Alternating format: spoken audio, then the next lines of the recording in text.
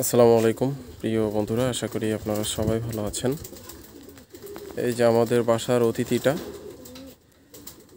গত প্রায় 3 দিন হলো সে বাইরে এভাবে ঘোরাফেরা করতেছে। তাকে আমরা ছেড়ে দিয়ে আসছিলাম যাতে সে তার বাসায় চলে যেতে পারে।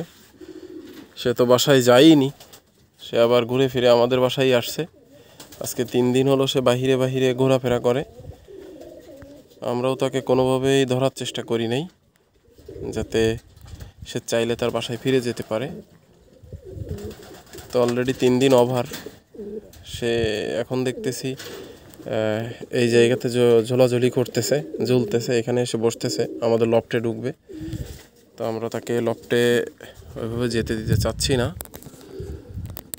তো ব্রিডিং লফটের দরজাটা খুলে রাখছি যাতে সে ব্রিডিং লফটের ভিতরে ঢোকে এবং সেখান থেকে আমরা তাকে ধরতে পারি।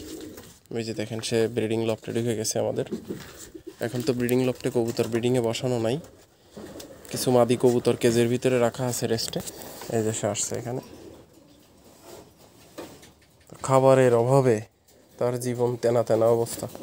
তো আমরা এখানে কিছু খাবার দিয়ে রাখছিলাম যাতে সে এখানে আসে খাওয়ার জন্য এবং আমরা তাকে আবার ধরতে পারি।